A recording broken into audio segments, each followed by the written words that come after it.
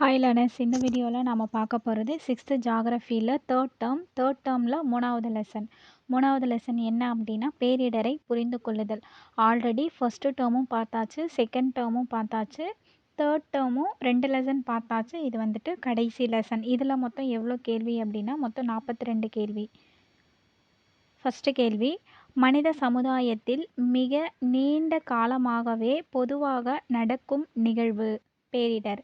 2. உலகில் அதிகமாக பேரிடர் நிகழும் நாடுகளில் ஒன்று இந்தியா. 3.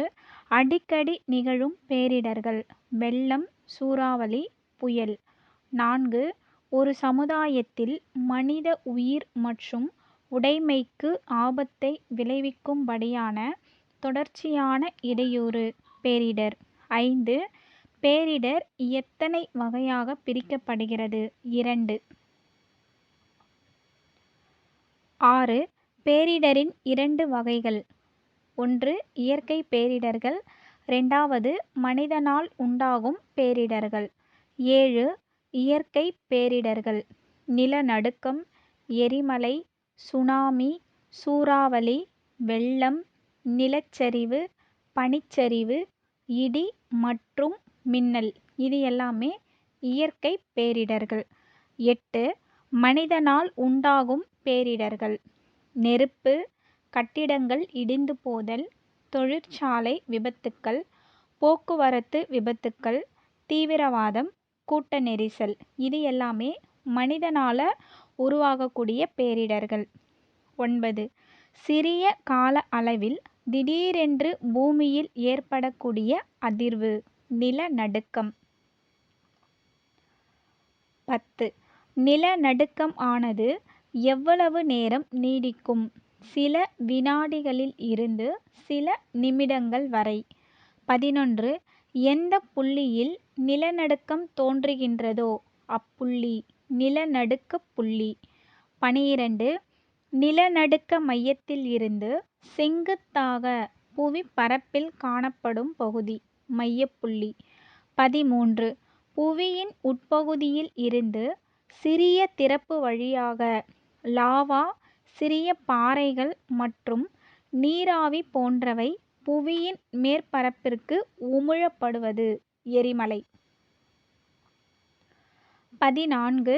நிலநடுக்கம், எரிமலை வெடிப்புகள் மற்றும் கடலடி நிலச்சரிவுகளால் தோற்றுவிக்கப்படும் பேரலையே சுனாமி. 15.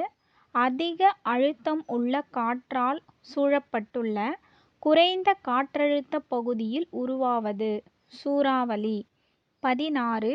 மழை பெய்யும் பகுதிகளில் இயல்பான அளவையும் மீறி மிக அதிக அளவில் நீர் வழிந்தோடுவது வெள்ளம்.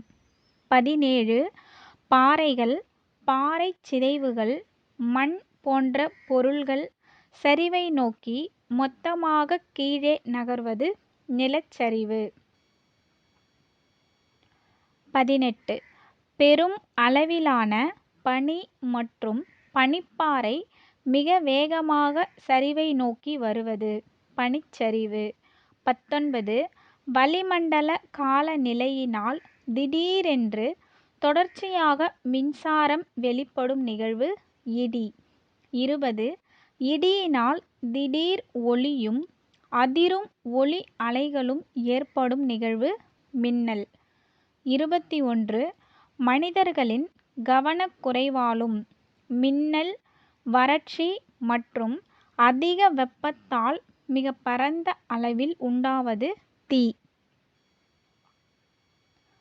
22. தொழிற்சாலை விபத்திற்கு எடுத்துக்காட்டு போபால் விஷவாயு கசிவு. 23. சாலை விபத்துக்கள் எவ்வாறு ஏற்படுகின்றன? விதி மீறல் மற்றும் கவனக்குறைவு. 24. தீவிரவாதத்திற்கு வழி வகுப்பது சமூக அமைதியின்மை அல்லது கொள்கை வேறுபாடுகள்.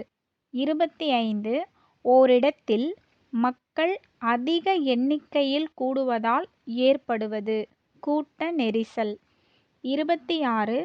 தென்கிழக்கு ஆசியாவில் சுனாமி தாக்கிய வருடம் டிசம்பர் 26, 2004. 27 2004ஆம் ஆண்டு ஏற்பட்ட சுனாமியின் புவி அதிர்வு மையம் இந்தோனேசியா தீவான சுமித்ரா தீவுக்கருகில். 28 சுமத்ரா தீவில் ஏற்பட்ட நிலநடுக்கத்தின் ரிக்டர் அளவு 9.1 முதல் 9.3. 29 சுனாமியால் ஏற்பட்ட கடல் அலைகளின் உயரம் 30 மீட்டர். 30 சுனாமியால் ஏற்பட்ட உயிரிழப்பு 2,00,000த்திற்கும் மேற்பட்ட மக்கள். 31 சுனாமியால் இந்தியாவில் உயிரிழந்த மக்கள் 10,000 மக்கள். 32 சுனாமியால் தமிழ்நாட்டில் உயிரிழந்தவர்கள் 1,705 பேர். 33 சுனாமியால் மிகவும் அதிகமாக பாதிக்கப்பட்ட மாவட்டம் நாகப்பட்டினம். 34 இந்திய அரசு சுனாமி முன் அறிவிப்பு செய்வதற்காக ஏற்படுத்தப்பட்ட அமைப்பு இன்கோசிஸ். 35 இந்திய அரசால் இன்கோசிஸ் ஏற்படுத்தப்பட்ட ஆண்டு 2007. 36 இன்கோசிஸின் விரிவாக்கம் Indian national centre for ocean information service. 37 இந்திய அரசால் இன்கோசிஸ் ஏற்படுத்தப்பட்ட இடம் ஐதராபாத்.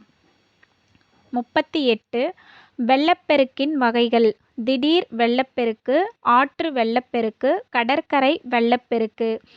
39 சென்னையில் வெள்ளம் ஏற்பட்ட ஆண்டு 2005.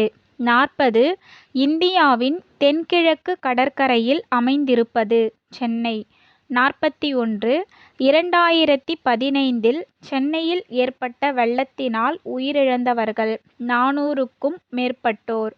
42 இயற்கையாக மழைநீர் சேகரிக்கப்படும் பகுதி நீர்பிடிப்பு. மொத்தமாகவே 42 கேள்வி தான். இதோட கண்டினியூஷன் நம்ம நெக்ஸ்ட் வீடியோவில் பார்க்கலாம். தேங்க்ஸ் ஃபார் வாட்சிங்.